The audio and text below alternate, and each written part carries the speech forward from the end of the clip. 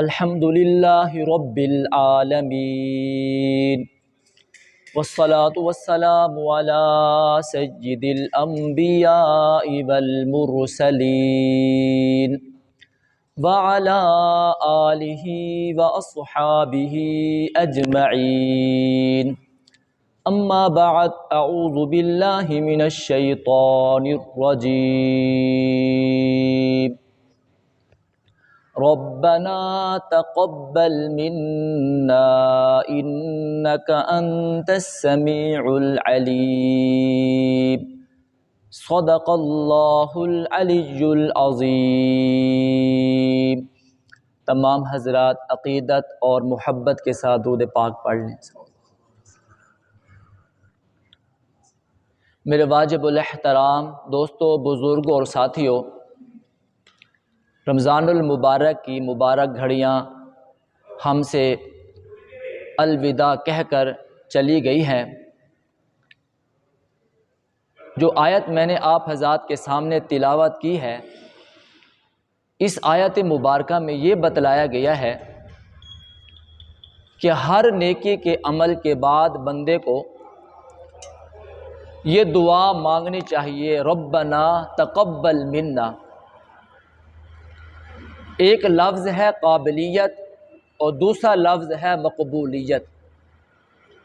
قابلیت یہ ہے کہ بندے کے پاس حسن و جمال ہو، افہام و تفہیم کی صلاحیت ہو، مال و دولت کے خزانے ہوں، حسن و جمال کا پیکر ہو، قائدانہ صلاحیتیں ہوں، لیکن اس کے باوجود اللہ رب العزت کو کوئی ادا پسند نہ آئے۔ یہ قابلیت تو ہے لیکن مقبولیت نہیں ہے۔ اللہ رب العزت کو اگر کوئی عمل پسند آ جائے اور وہ عمل اللہ اس کو قبول فرما لے تو اس کو کہتے ہیں یہ مقبولیت ہے۔ حضرت ابراہیم علیہ السلام نے خانہ کعبہ کی تعمیر فرمائی، ابھی تعمیر مکمل نہیں ہوئی، آپ ہاتھ اٹھا کر اللہ کے حضور فرما رہے تھے، ربنا تقبل منا، اے پروردگار میری اس محنت کو، میری اس عبادت کو، میرے اس بیت اللہ کے بنانے کو اپنی بارگاہ میں قبول فرما۔ اللہ رب العزت نے قبولیت عطا فرمائی تو فرمایا انی جاعلک للناس اماما، کہ اللہ رب العزت نے شاہ فرمایا ہم نے آپ کے اس عمل کو قبول فرما لیا ہے۔ تو پھر اللہ رب العزت نے انعام عطا فرمایا انی جاعلک للناس اماما، ہم نے آپ کو تمام لوگوں کا امام بنا دیا، یہودیوں کے بھی امام، عیسائیوں کے بھی امام، نصارہ کے بھی امام، اور امت محمدیہ صلی اللہ علیہ وسلم کے بھی امام۔ یہ چاروں مذاہب حضرت ابراہیم علیہ السلام کو اپنا امام مانتے ہیں۔ حضرت ابراہیم علیہ السلام نے اپنی اولاد کو جب بے آب و گیاہ وادی میں چھوڑا تو دور جا کر اللہ کے حضور دعا کر رہے ہیں، رب اجعلنی مقیم الصلاۃ ومن ذریتی ربنا وتقبل دعا، کہ مولا مجھے بھی نمازی بنا، میری اولاد کو بھی نمازی بنا، اور جو دعائیں میں نے مانگی ہیں مولا ان دعاؤں کو بھی قبول فرما۔ سرکار دو عالم صلی اللہ علیہ وسلم کی احادیث مبارکہ میں یہ بات ملتی ہے، آپ بھی ہر عمل کے بعد قبولیت کا فرمایا کرتے تھے۔ آپ صلی اللہ علیہ وسلم نے قربانی فرمائی تو آپ کے لبوں پر یہ الفاظ آئے، اللہم تقبل منی من محمد و من امت محمد، کہ اس عمل کو میری طرف سے اور میری امت کی طرف سے قبول فرما۔ حضور صلی اللہ علیہ وسلم اکثر یہ بات ارشاد فرمایا کرتے تھے، اللہم تقبل حسناتی، مولا میری نیکیوں کو اپنی بارگاہ میں قبول و منظور فرما۔ حضرت عمران علیہ السلام کی بیوی حاملہ ہے، ابھی بچہ پیٹ میں ہے، اور اللہ کے حضور قبولیت کی دعا کر رہی ہیں، رب انی نذرت لک ما فی بطنی محررن فتقبل منی، ابھی پیٹ میں بچہ ہے، پہلے ہی سے قبولیت کی دعا کر رہی ہے۔ پھر اللہ تعالیٰ نے آپ کو بیٹی عطا کی، نام مریم رکھا گیا۔ اللہ رب العزت نے ارشاد فرمایا ہم نے اس کو قبول فرما لیا۔ یا مریم ان اللہ اصطفاکی وطہرکی واصطفاکی علی نساء العالمین، اللہ رب العزت نے ارشاد فرمایا ہم نے اسے قبول فرما لیا اور منتخب کر دیا اور پاکیزہ بنا دیا، اور دونوں جہانوں کی عورتوں پر اس کو ایک مقام عطا فرما دیا۔ جب بندہ اپنے اعمال کو قبول کروانا چاہتا ہے، ابھی کام پورا نہیں ہوتا، پہلے ہی قبولیت کی دعائیں مانگی جا رہی ہوتی ہیں۔ تو ایک ہے قابلیت اور دوسرا ہے قبولیت۔ قابلیت بہت ساری ایسی مثالیں ہیں کہ ان کے اندر قابلیت تھی، لیکن اللہ رب العزت نے ان کی ذاتوں کو قبول نہیں کیا، ان کے اعمال کو قبول نہیں فرمایا۔ ابلیس عابد بھی تھا، عالم بھی تھا، عارف بھی تھا۔ عابد اتنا بڑا کہ زمین کا کوئی چپا اس نے نہیں چھوڑا جہاں پر اس نے رب کی عبادت نہ کیا ہو، رب کو راضی نہ کیا ہو۔ آسمان پہ کوئی ایسا چپا نہ تھا جہاں پر ابلیس نے اللہ کی عبادت نہ کی ہو۔ عالم تھا، عابد تھا۔ عابد ہونا ایک قابلیت کی بات ہے، لیکن فرمایا کہ عالم بھی تھا، عارف بھی تھا، کہ جب اللہ تعالیٰ نے فرمایا اے ابلیس میرے آدم کو سجدہ کر، سب فرشتوں نے سجدہ کیا تو ابلیس نے سجدہ کرنے سے انکار کر دیا۔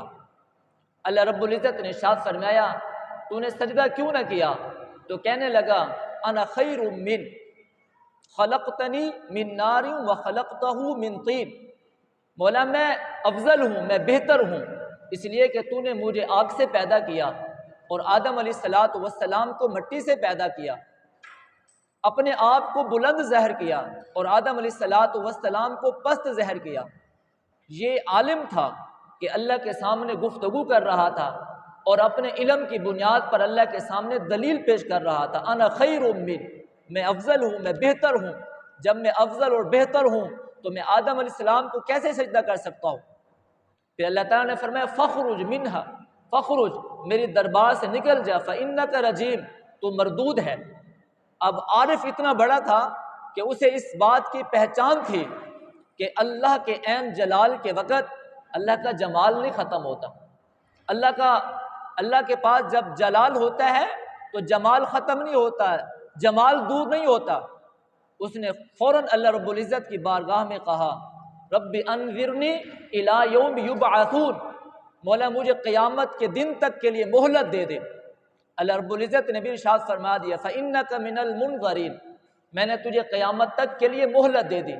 ان علیک اللعنۃ الی یوم الدین، قیامت کے دن تک تجھ پر لعنت برستی رہے گی۔ اب دیکھیں قابلیت کتنی ہے، کمالات کتنے بڑے ہیں۔ عابد بھی ہے، عالم بھی ہے، اور عالم بھی ہے، عابد بھی ہے اور عارف بھی ہے۔ حضرت تھانوی رحمۃ اللہ علیہ نے فرمایا ایک کمی تھی، عاشق نہیں تھا۔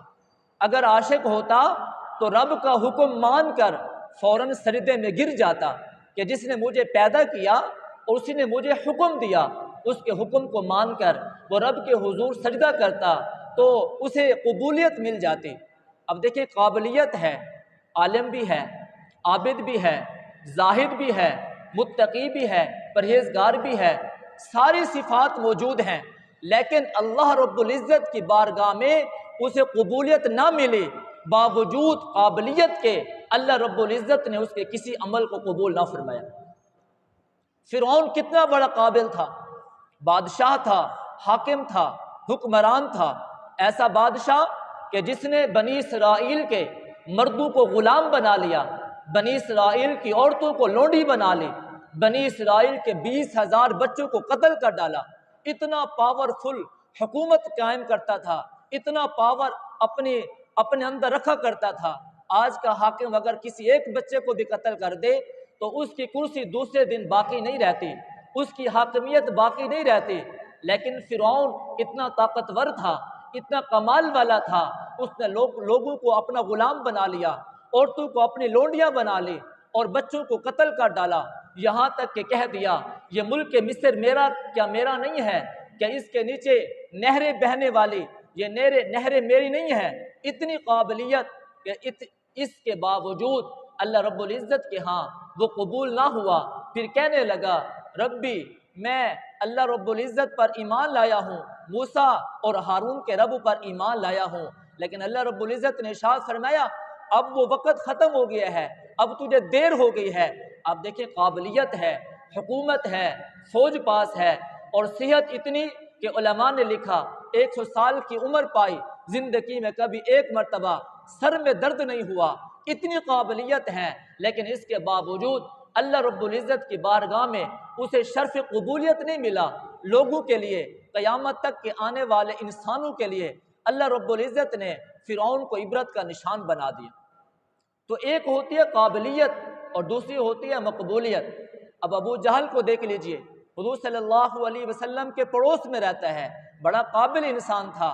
فرمایا جب لوگوں سے کوئی مسئلہ افہام و تفہیم سے نہ سلجھایا جاتا تو اس کے پاس جاتے تھے، جو مسئلہ انتہائی پیچیدہ ہوتا تھا یہ ابو جہل جس کا نام عمر بن ہشام تھا، یہ اس مسئلے کو آسانی کے ساتھ حل کر لیا کرتا تھا۔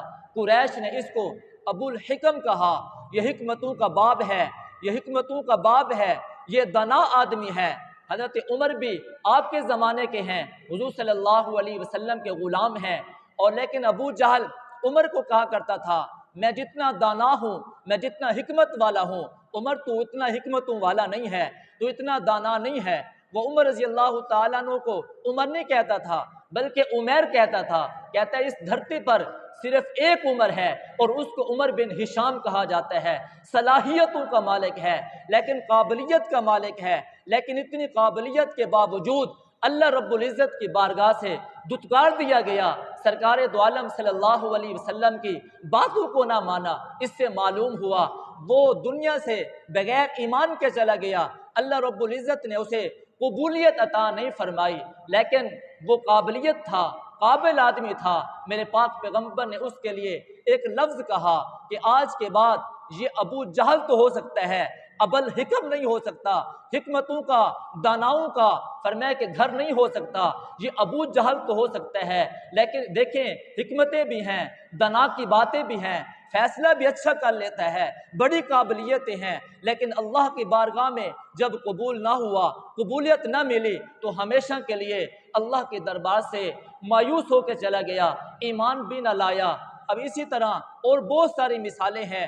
امام مجدد انفسانی رحمۃ اللہ علیہ کا دور ہے، دو بڑے عالم ہیں، ایک کا نام فیضی ہے اور ایک کا نام ابو الفضل ہے، اپنے وقت کے بڑے عالم ہیں، بڑے ذہین اور فتین ہیں، اتنے بڑے عالم کہ انہوں نے قرآن کریم کی تفسیر لکھنا شروع کی، پوری تفسیر کو لکھ ڈالا، پوری تفسیر کے اندر ایک نقطہ بھی نہیں لکھا، بے نقطہ قرآن کریم کی تفسیر لکھی ہے۔ اتنا قابل آدمی تھے، اتنا علم رکھا کرتے تھے۔ پیر ذوالفقار صاحب نے اپنی خطبات میں لکھا ہے، میں نے ان کی تفسیر کو بھی دیکھا ہے، اس تفسیر کا نام رکھا گیا سواطع الالہام۔ اس سواطع الالہام کے اندر جو نام ہے اس تفسیر کا، اس کے اندر بھی کوئی نقطہ نہیں ہے، الحم سے والناس تک انہوں نے ساری تفسیر لکھی ہے، ایک نقطہ بھی نہیں ہے۔ اتنا قابل تھے، اتنا ذہین تھے، اتنا علم رکھنے والے تھے، اتنا ذہین تھے کہ جو چھوٹا بھائی تھا فیضی، وہ ایک مرتبہ جب کسی بات کو سن لیتا تھا تو فوراً اس کو یاد ہو جایا کرتی تھی۔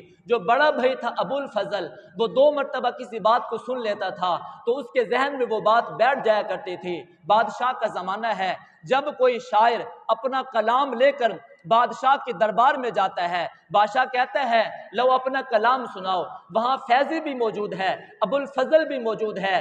جب وہ شعر سناتا تو فیضی کہتا یہ میرا کلام ہے، یہ میرا شعر ہے، یہ میری منقبت ہے۔ بادشاہ کہتا اگر یہ تیرا کلام ہے، یہ تیری منقبت ہے، یہ تو نے شعر کہا ہے تو پھر اسی محفل میں کھڑا ہو کر اس شعر کو سنا، اس منقبت کو سنا، اس قطعے کو سنا۔ اب وہ بادشاہ کے دربار میں کھڑا ہو جاتا، ایک ایک مرتبہ شاعر سے سنا تھا، پھر بادشاہ کے دربار میں کھڑا ہو کر اس شعر کو سناتا تھا۔ بادشاہ کہتا واقعتاً یہ تیرا کلام ہے، اگر یہ تیرا کلام نہ ہوتا، یہ تیرا شعر نہ ہوتا تو نہ سنا پاتا۔ دوسرا بھائی کھڑا ہوتا، وہ تائید کے طور پہ کہتا یہ کلام میرے بھائی کا ہے، کیونکہ اس کا ذہن اتنا تھا، وہ 2 مرتبہ کلام کو سنتا تھا، 2 مرتبہ بات کو جب سنتا تھا اس کے ذہن میں بیٹھ جایا کرتی تھی۔ اب اس نے 2 مرتبہ سنا، ایک مرتبہ شاعر سے سنا، دوسری مرتبہ فیضی سے سنا، تیسری مرتبہ اب بادشاہ کے سامنے کھڑا ہو کر وہی منقبت سنا رہا ہے۔ اتنی صلاحیتیں ہیں، اتنا علم ہے، اتنا فضل و کمال ہے، اتنا ادب ہے، قرآن کریم کی پوری تفسیر لکھ ڈالی لیکن ایک نقطہ بھی استعمال نہیں کیا۔ اور حروف تہجی میں کتنے نقطے ہیں جو بغیر حروف، بغیر نقطوں کے ہیں، وہ کتنے حروف ہیں؟ الف ہے، ہا ہے، اور اسی طریقے سے سین ہے، طا ہے، عین ہے، اور لام ہے، میم ہے۔ یہ الفاظ ہیں جس کے اوپر نیچے کوئی نقطہ نہیں ہے۔ 4 5 6 الفاظ بنتے ہیں، 5 6 الفاظ سے انہوں نے قرآن کریم کی بے نقطہ تفسیر لکھی ہے۔ اتنا فضل و کمال ہے، اتنا علم ہے۔ اور میں آپ کو آپ کے مطالعے کے لیے اور ایک بات پہ ذکر کرنا چاہوں گا۔ مفتی شفیع صاحب رحمۃ اللہ علیہ کے ایک بیٹے ہیں جنہوں نے حضور صلی اللہ علیہ وسلم کی تعریف کے اندر ایک کتاب لکھی ہے جس کا نام ہادی عالم ہے۔ لکھنے والے کا نام ولی راضی ہے۔ انہوں نے اللہ کے نبی صلی اللہ علیہ وسلم کی تعریف کے اندر کتاب لکھی ہے۔ پہلے صفحے سے لے کر آخری صفحے تک ایک نقطہ بھی نہیں ملتا۔ ایک اور عالم ہیں جو نے ایک کتاب لکھی ہے 2 سسر اور 2 داماد۔ 2 سسر سے مراد حضرت ابو بکر و عمر ہیں اور 2 داماد سے مراد حضرت عثمان اور حضرت حیدر کرار ہیں۔ 2 سسر اور 2 داماد انہوں نے کتاب لکھی ہے۔ پہلے صفحے سے لے کر آخری صفحے تک ایک صفحے کے اندر، ایک لائن کے اندر بھی نقطہ نہیں ملتا۔ بے نقطہ کتاب لکھی ہے۔ کتاب کا نام رکھا 2 سسر، اس کے اندر بھی نقطہ کوئی نہیں۔ کتاب کا نام رکھا 2 داماد، اس کے اندر بھی نقطہ کوئی نہیں۔ اتنا فضل و کمال ہے۔ میں بات کر رہا تھا فیضی کی اور ابو الفضل کی، انہیں قرآن کریم کی تفسیر لکھی لیکن اللہ رب العزت کے ہاں وہ قبولیت، شرف قبولیت کو نہ پا سکی۔ مجدد الفسانی رحمت اللہ علیہ کو جیل بھجوانے والے بھی یہی 2 آدمی تھے، یہی 2 بزرگ تھے، اور بادشاہ کے لیے یہ حکم نامہ جاری کیا کہ بادشاہ کو تعظیم سجدہ بھی کیا جا سکتا ہے، بادشاہ کے سامنے جھکا جا سکتا ہے۔ درباری ملا بن کر رہ گئے۔ فضل و کمال بھی بڑا تھا، علم بھی بڑا تھا، فضل و کمال بھی بڑا تھا، ذہانت بھی بڑی تھی، لیکن اللہ رب العزت کی بارگاہ میں شرف قبولیت نہ پا سکے۔ ان کی وہ محنت جو انہوں نے بے نقطہ تفسیر لکھی، اللہ رب العزت کی بارگاہ میں اسے شرف قبولیت نہ مل سکا۔ امام اعظم ابو حنیفہ رحمۃ اللہ علیہ کی زندگی کو دیکھیں۔ اللہ نے آپ کو کیسی شرف قبولیت عطا فرمائی۔ فرمایا اس دنیا کے اندر 16 فقہ رائج ہوئی، 16 فقہوں میں سے 4 فقہ کو اللہ رب العزت نے شرف قبولیت عطا فرمائی۔ ایک فقہ امام اعظم ابو حنیفہ کی ہے، ایک فقہ امام شافعی کی ہے، ایک فقہ امام مالک کی ہے، ایک فقہ امام احمد بن حنبل کی ہے۔ ان 4 فقہوں میں سے امام اعظم ابو حنیفہ رحمۃ اللہ علیہ نے جو فقہ تدوین کی ہے، اللہ رب العزت نے اس کو اتنی قبولیت عطا فرمائی ہے۔ تیرے پاکستان میں فقہ حنفی رائج ہے، ہندوستان میں فقہ حنفی رائج ہے، افغانستان میں فقہ حنفی رائج ہے، ترکی میں فقہ حنفی رائج ہے، یہاں تک کہ بزرگوں نے لکھا ہے۔ میں سوڈان کے اندر گیا جہاں پہ حنبلی رہا کرتے تھے، لیکن جب ان کے عدالت کے نظام کو دیکھا تو مجھے پتا چلا یہاں بھی فقہ حنفی رائج ہے۔ آدھی دنیا پر امام اعظم ابو حنیفہ رحمۃ اللہ علیہ کی فقہ رائج ہے، لوگ آپ کی فقہ سے استفادہ کر رہے ہیں۔ میں نے کہا 16 فقہ اور بھی تو تھی، امام اور بھی تو گزرے ہیں، اتنا شرف اور اتنا قبولیت اللہ رب العزت نے امام اعظم کو کیوں عطا فرمایا؟ فرمایا اللہ کو ان کی ادائیں پسند آ گئی۔ جب ادا پسند آ گئی، آدھی دنیا پر جب عدالت لگتی ہے، فیصلہ امام اعظم ابو حنیفہ رحمۃ اللہ علیہ کی فقہ کے مطابق ہوتا ہے۔ اللہ رب العزت نے ایسی قبولیت عطا فرمائی۔ تو میرے بھائیوں، ایک ہے قابلیت اور دوسرا ہے قبولیت۔ قابلیت بڑے لوگوں کے پاس تھی لیکن اللہ رب العزت کی بارگاہ میں قبول نہ ہو سکے، اور اللہ رب العزت نے اس مدرسے کو جس کو دارالعلوم دیوبند کہا جاتا ہے، دنیا میں بڑے بڑے مدارس بھی ہیں، اونچی اونچی بلڈنگیں رکھنے والے بھی ہیں، مال و دولت والے بھی ہیں، لیکن جو اللہ رب العزت نے قبولیت اس دارالعلوم دیوبند کو عطا کی ہے، دنیا میں کسی اور مدرسے کو اتنی قبولیت نہیں فرمائی۔ دنیا کے کس کونے میں جاؤ گے، چین میں جاؤ گے، امریکہ میں جاؤ گے، برطانیہ میں جاؤ گے، افغانستان میں جاؤ گے، ہندوستان میں جاؤ گے، پاکستان میں جاؤ گے، جس ملک کے جس کونے میں جاؤ گے، دنیا کے آخری سرحد پر جاؤ گے، جہاں بھی تمہیں مدارس ملیں گے، اس کا فیض اللہ رب العزت نے اتنا جاری کیا ہے۔ دنیا میں جتنے بھی مدارس ہیں، اللہ رب العزت نے اس کا فیض، اس دارالعلوم دیوبند کا فیض اتنا جاری فرمایا، آج دنیا کے کونے کونے میں اس کا فیض پھیل رہا ہے۔ اللہ رب العزت کے ہاں قابلیت نہیں چلتی، اللہ رب العزت کے ہاں قبولیت چلتی ہے۔